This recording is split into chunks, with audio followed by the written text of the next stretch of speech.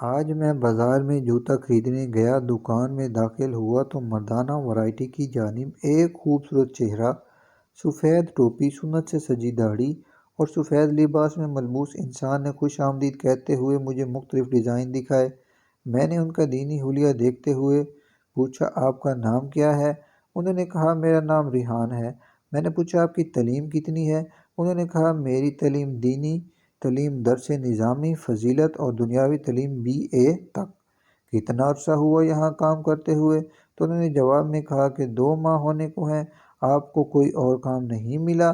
اس کے جواب میں ریحان نے صرف وہی بات کہی جس کو میں نے انسانیت پر اجاگر کرنے کی سعادت حاصل کی، کہ ایک مدرسے میں معلم کے پیشے سے منسلک تھے اور قریب کی مسجد میں امام بھی۔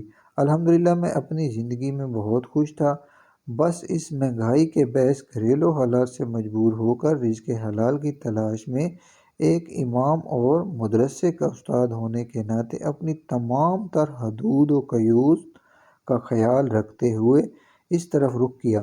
آپ کی تنخواہ کتنی ہے؟ ماہانہ 17,000 ملتے ہیں، روزانہ کا 100 روپیہ اور کمیشن الگ ملتا ہے۔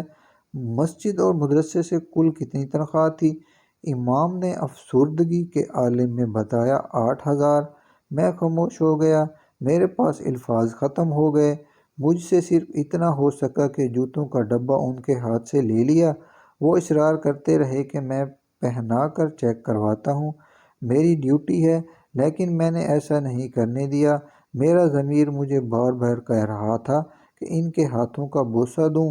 کسی وقت یہ ہاتھ مقدس کتابیں، قرآن، تفاسیر، احادیث، مسائل اور اسلامی دیگر کتب اٹھایا کرتا تھا، لیکن آج وہی ہاتھ جوتے اور چپل اٹھانے پر مجبور ہے۔